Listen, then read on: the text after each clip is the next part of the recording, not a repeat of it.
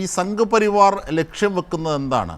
മറ്റുള്ള പലരെയും കൊണ്ട് RSS അല്ലെങ്കിൽ സംഘപരിവാർ അല്ലെങ്കിൽ BJPയുടെ അധികാര കേന്ദ്രം അവർക്ക് പറയാനാകാത്തത് ചെയ്യിപ്പിക്കുകയും പറയിപ്പിക്കുകയും ചെയ്യുന്നു. അതൊരു ലിറ്റ്മസ് ടെസ്റ്റായി പല ഘട്ടങ്ങളിലും RSSൻ്റെയും BJPയുടെയും ഒക്കെ ചെയ്തികളിൽ വായിച്ചെടുക്കാം. ഇപ്പോൾ ഏറ്റവും ചെറിയൊരു ഉദാഹരണം തന്നെ ഇവിടെ പറഞ്ഞ കാര്യം, ഈ ഗാന്ധിജിയെ പുനർവധം ചെയ്യുന്ന വ്യക്തി ആരാണ്?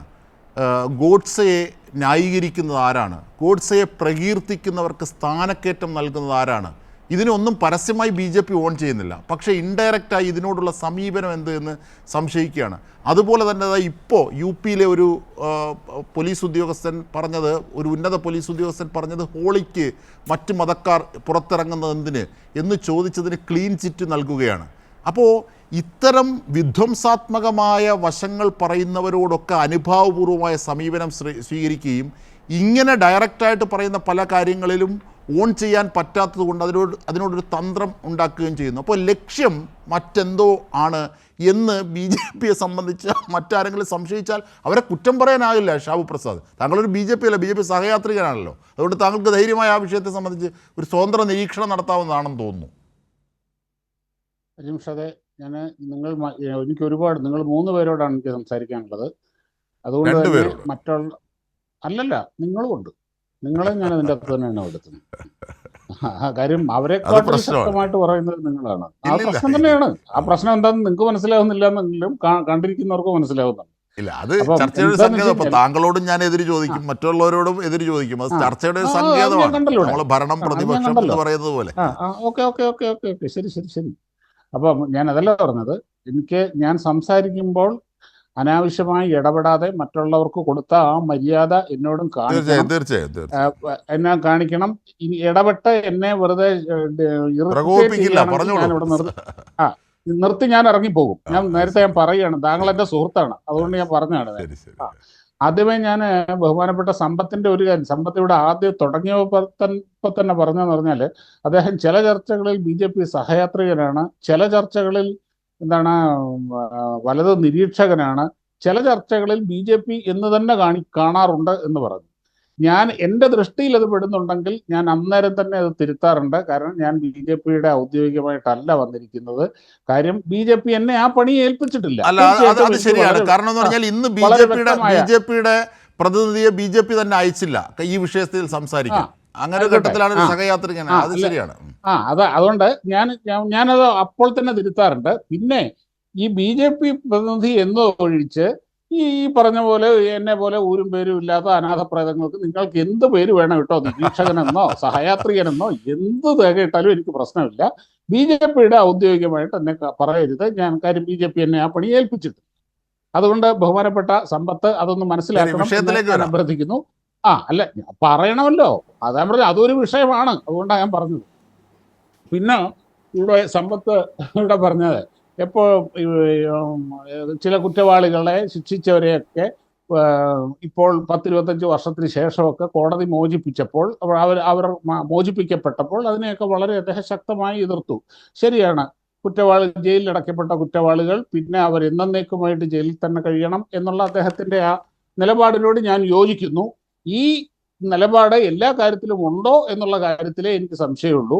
അതായത് ഇവിടെ നമ്മുടെ TP ചന്ദ്രശേഖരൻ വധത്തില് കുറ്റവാളി, കൊലപാതകി, കൊടും ക്രിമിനൽ എന്ന് തന്നെ കോടതി വിശേഷിപ്പിച്ച കുഞ്ഞനന്തൻ മരിച്ചപ്പോൾ ഈ നാടുനീളെ ആ ഡെഡ് ബോഡിയും കൊണ്ട് നടന്നാഘോഷിച്ചവരാണ് ഇവർ.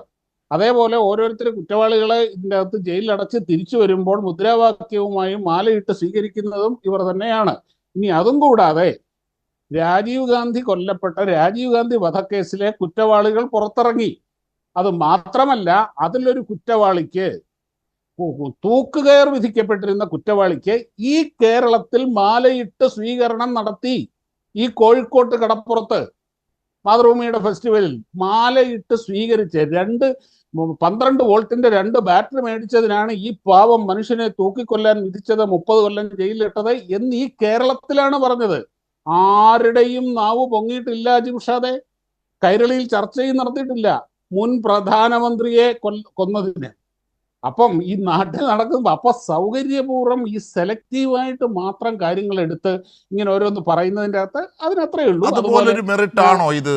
ശ്രീ ഷാവു പ്രസാദ്, ഇത് പറയുന്ന ഭരണഘടന പറയുന്ന സംബന്ധിയായ കാര്യമല്ലേ? അല്ല ഇതൊരു ഭരണ കോടതിയുടെ അല്ല സിസ്റ്റത്തിന്റെ നിലനിൽപ്പല്ലേ? അല്ല അവിടേക്ക് ഞാൻ വന്നിട്ടില്ല. ഞാൻ ഇവര് പറഞ്ഞ ഓരോന്നിന്റെ കാര്യം ഞാൻ പറഞ്ഞു എന്നുള്ളതേ ഉള്ളൂ. വേഗം. അതുപോലെ വേഗം എന്ന് പറഞ്ഞു കഴിഞ്ഞാൽ എനിക്ക് പറഞ്ഞേ പറ്റുള്ളൂ. എനിക്ക് ഓരോന്ന് എന്നെ പരാമർശിച്ചു പോയ കാര്യങ്ങളൊക്കെ എനിക്ക് അത് ടച്ച് ചെയ്ത് പോയേ പറ്റുള്ളൂ. അതേപോലെ സഞ്ജീവ് ഭട്ടിനെ ഇവരെയൊക്കെ ജയിലിലടച്ചിരിക്കുന്നത് നരേന്ദ്രമോദി അല്ല മിസ്റ്റർ സമ്പത്ത്. അദ്ദേഹത്തിന് അറിയാൻ വയ്യാണ്ടല്ലോ, ഈ നാട്ടിലെ നിങ്ങൾ ഈ പറയുന്ന കോടതി തന്നെയാണ്. അല്ലാതെ ഒരു ഭരണകൂടത്തിന്, ഒരു പ്രധാനമന്ത്രിക്ക് അല്ലെങ്കിൽ ഒരു സംസ്ഥാന ഗവൺമെന്റിന് ഒരു പ്രതിയെ ശിക്ഷിക്കാനാവില്ല. കോടതിക്കേ ശിക്ഷിക്കാനാവുള്ളൂ. അയാൾക്ക് ജാമ്യം കൊടുത്താലും വെറുതെ വിട്ടാലും ശിക്ഷിച്ചാലും അത് ഈ നാട്ടിലെ കോടതി, നിങ്ങൾ ഈ പറഞ്ഞ കോടതിയാണ് ചെയ്യുന്നത്. എന്ത് തന്നെയാലും അതായിക്കോട്ടെ. അപ്പൊ ഈ കോടതിയെ ബഹുമാനിക്കുന്നത് നിങ്ങൾ തന്നെയാണ്. ഇത് തന്നെ ഈ കാര്യങ്ങൾ ഇങ്ങനെ പറയുന്നതും. ഇനി മറ്റൊന്ന്, ഈ ഇവിടെ ഇതിൽ കൂടുതൽ ഒരു സംഘടനയ്ക്ക് എന്താണ് ചെയ്യാൻ കഴിയും?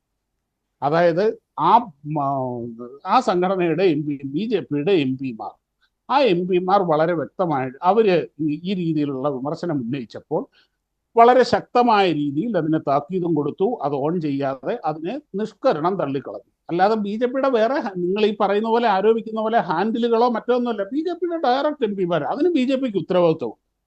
BJPയുടെ MP-മാരാണ് എന്നുള്ളത് കൊണ്ട് തന്നെ BJPക്ക് അതിൻ്റെ ഉത്തരവാദിത്വമുണ്ട്. അല്ലാതെ ഈ നാട് നിങ്ങളെ നടക്കുന്ന ഈ കലാപം നടത്തുന്നതിന് പിന്നിൽ, കലാപങ്ങൾ ഉണ്ടാകുന്നതിന് കാരണക്കാരൻ ചീഫ് ജസ്റ്റിസ് ആണ് എന്ന് ദുബെ പറയുന്നു.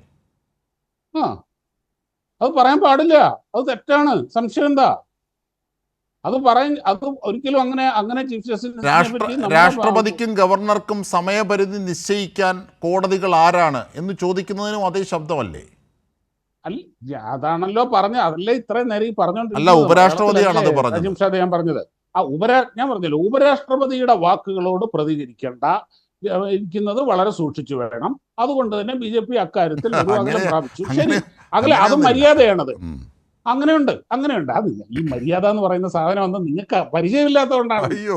അത് ഭരണഘടന നിങ്ങൾക്ക് പരിചയമില്ലാത്ത സമ്പത്ത് എണ്ണി പറഞ്ഞു ആ മര്യാദയുടെ, രാഷ്ട്രീയ മര്യാദയുടെ വിഷയം. അതാ പറഞ്ഞ അത് നിങ്ങൾക്ക് പരിചയമില്ലാത്ത കാര്യങ്ങൾ കേൾക്കുമ്പോഴുള്ള പ്രശ്നമാണ്. അത് സാരമില്ല. അല്ല, ഈ വിഷയത്തിൽ ശരി, BJP അങ്ങനെ പറഞ്ഞു എന്ന് കൈയൊഴിയാം. ഷാവു പ്രസാദ്, ഒരു കാര്യം കൂടി, ഇത്തരം പരാമർശങ്ങൾ പരസ്യമായി ചീഫ് ജസ്റ്റിസിനെ വ്യക്തിപരമായി പറയുന്നു, കോടതിയുടെ അധികാരത്തെ അതിലംഘിച്ചുകൊണ്ട് പറയുന്നു. ഇങ്ങനെയുള്ള ഒരു കാര്യത്തിൽ സ്വമേധയാ കോടതി കേസെടുക്കണ്ടേ? കോടതി അലക്ഷ്യത്തിനും മറ്റ് ക്രിമിനൽ നടപടികൾക്കും ആ നിലപാട് എന്താണ്? അത് കോടതി കേസെടുക്കണം. അതിന് കോടതിക്ക് അങ്ങനെ തോന്നിയാൽ കോടതിക്ക് ചെയ്യാം. ആർക്കെന്താ ചെയ്യാൻ കഴിയുക? അത് മാത്രമല്ല, ഇനി കോടതിയുടെ കാര്യം അവിടെ നിൽക്കട്ടെ. ഇവിടെ ഇപ്പൊ അദ്ദേഹം മുൻ MP ആണ്. അത് CPM-ന്റെ അതിശക്തരായ 4 MP-മാർ ലോക്സഭയിലുണ്ട്. അവർ 4 ഈ എന്താണ് കാനലിൽ ഒരു തരിമതി എന്ന് പറഞ്ഞ പോലെ ആ 4 പേരും മതിയല്ലോ. അതുപോലെ രാജ്യസഭയിലും ശക്തമായ സാന്നിധ്യമുണ്ട്. 4 പേര് മതി. 4 പേര് 400 പേരുടെ പവറിൽ അവിടെ അറിയാമല്ലോ. അപ്പൊ എന്റെ അഭിപ്രായത്തിൽ ആ 400 പേരുടെ ഇതുള്ളത് കൊണ്ട് സത്യത്തിൽ അവരെയാണ് പ്രധാനമന്ത്രി ആക്കേണ്ടത് എന്നാണ് എന്റെ അഭിപ്രായം. ആ 4നെ 400 ആക്കി കണക്കാക്കിക്കൊണ്ട്. അങ്ങനെയില്ല. കാരണം പ്രധാനമന്ത്രിയുടെ ക്വാളിറ്റി എന്താണെന്ന് നമ്മൾ കണ്ടല്ലോ. ഈ വർഗ സിദ്ധാന്തം അനുസരിച്ച് വേണമെങ്കിൽ അങ്ങനെ നമുക്കാകാം. ഇനി അതവിടെ നിൽക്കട്ടെ. ഇനി അതല്ല പറഞ്ഞു. ഇപ്പൊ താങ്കൾ ഈ പറഞ്ഞതുപോലെ ഈ പല വഴിക്കൂടെ കാര്യങ്ങൾ ചെയ്യിക്കുന്നു, അത് ഓൺ ചെയ്യാതിരിക്കുന്നു, ഇങ്ങനൊക്കെ പറയുന്നു. എങ്കിൽ ഞാനൊരു കാര്യം പറയട്ടെ. അതിന്റെ ലക്ഷ്യം അവർ സംശയിക്കുകയാണ്. അതിന്റെ ലക്ഷ്യം പറയാം കൺവിൻസിംഗ് ആക്കി കൊടുക്കും. അല്ല, നിങ്ങളെ കൺവിൻസ് ചെയ്യാന്നതിനെക്കാട്ടി നല്ലത് റോഡ് സൈഡിലെ ഒരു പോസ്റ്റുകാരനെ കൺവിൻസ് ചെയ്യാൻ പറ്റും അജിം ഷാദെ. എനിക്ക് ആ പ്രതീക്ഷയൊന്നും ഇല്ല. അത് പോട്ടെ. ഇനി അവിടെ നിൽക്കട്ടെ. അതല്ല പറഞ്ഞേ. ഇനി ഈ ഇത് ഈ പറഞ്ഞല്ലോ മറ്റ് ഹാൻഡിലുകളിൽ കൂടെ ചെയ്യുന്നത്. ഒരു കാര്യം അറിയുമോ? ഇന്ത്യയിലെ ഏറ്റവും അധികം ആൾക്കാരെ കൊന്നിട്ടുള്ള തീവ്രവാദ സംഘടന എന്ന് പറയുന്നത് ഏതാണെന്നറിയുമോ? CPIM ആണ്. അയ്യോ, അതിന് മാവോയിസ്റ്റ് എന്നും മാർക്സിസ്റ്റ് എന്നും ഉള്ള വ്യത്യാസം മാത്രമേ ഉള്ളൂ. മാവോയും മാർക്സും ഇവരുടെ ഒരുപോലെയല്ലേ? അതും ഇവരുടെ ഒരു ഹാൻഡിലാണല്ലോ. അവരെ കൊണ്ട് കാര്യങ്ങൾ ചെയ്യിച്ചിട്ട് രണ്ടുപേരും വിളിക്കുന്നത്. അത് ലെനിൻ തന്നെ എഴുതിയിട്ടുണ്ട്. ഇടത് തീവ്രവാദം ഒരു ബാലാരിഷ്ടത. അല്ല, ഞാനിങ്ങനെ പറയുന്നേ CPM ആണെന്നേ. അതും CPM ആണ്. അവര് വിളിക്കുന്നത് ഇൻക്ലാബ് സിന്ദാബാദാണ്. അവരുടെയും ആചാര്യന്മാരും മാർക്സും മാവോയും ഒക്കെ തന്നെയാണ്. CPM ആണ് ഇന്ത്യയിൽ അത് താങ്കൾ ഉദ്ദേശിക്കുന്നത് ഇങ്ങനെയാണെങ്കിൽ അവിടെ പരാജയപ്പെടുന്നു. കാരണം ബാബറി മസ്ജിദ് പൊളിക്കുന്ന ഘട്ടത്തിൽ ഈ പറയുന്ന എക്സ്ട്രീം എലമെന്റ്സ് എല്ലാം BJP-യോടൊപ്പം ഉണ്ടായിരുന്നു. പക്ഷെ മാവോയിസ്റ്റുകളെ അങ്ങനെ ഒരു സംരംഭത്തിന് ഇവർ കൂട്ടിയിട്ടില്ല. അല്ല, മാവോയിസ്റ്റ് അതിനെക്കാട്ടി വലിയ തിരക്കിലല്ലേ ഈ നാട്ടിലെ ജനങ്ങളെ കൊന്നൊടുക്കുന്ന, പാവപ്പെട്ട ജനങ്ങളെ കൊന്നൊടുക്കുന്ന തിരക്കിലാണല്ലോ. അങ്ങനെയുള്ള വലിയ അന്താരാഷ്ട്ര വിപ്ലവ പുരോഗമന പ്രവർത്തനങ്ങളിൽ വ്യാപൃതരായിരിക്കുന്നവർക്ക് ഇത് ഇങ്ങനെയുള്ള തീവ്ര ഇടത് വ്യതിയാനം, ഒരു ബാലാരിഷ്ടത എന്ന് ലെനിൻ തന്നെ എഴുതിയിട്ടുണ്ട്. അവർ തന്നെ കമ്മ്യൂണിസ്റ്റ് ഔദ്യോഗികമായ മാർക്സിസ്റ്റ് പാർട്ടികളൊക്കെ ലോകത്ത് തള്ളിക്കളഞ്ഞൊരു സംവിധാനമാണ് തീവ്രഗതികൾ. പക്ഷെ അങ്ങനെയല്ല ഗാന്ധിജിയെ പുനർവധം ചെയ്ത ആളിനെ എന്ത് ചെയ്തു? ഗോഡ്സയെ സപ്പോർട്ട് ചെയ്തവരെ എന്ത് ചെയ്തു? ബാബറി മസ്ജിദ് പൊളിക്കുന്ന അടക്കമുള്ള ഇവന്റുകളിൽ BJP-യുടെ ഇവന്റുകളിൽ സഹകരിച്ചത് ബജ്രംഗ് ദളും ഇത്തരത്തിൽ ഹനുമാൻ സേനയും വിശ്വ ഹിന്ദു പരിഷത്തും ഒക്കെയാണ്. അവിടെ ഒക്കെ നിങ്ങൾ യോജിച്ചു. പക്ഷേ മാവോയിസ്റ്റുകളുമായി എവിടെയെങ്കിലും കമ്മ്യൂണിസ്റ്റ് മാർക്സിസ്റ്റ് പാർട്ടി യോജിച്ചിട്ടുണ്ടോ ഏതെങ്കിലും സംരംഭങ്ങൾക്ക്? ഇല്ല.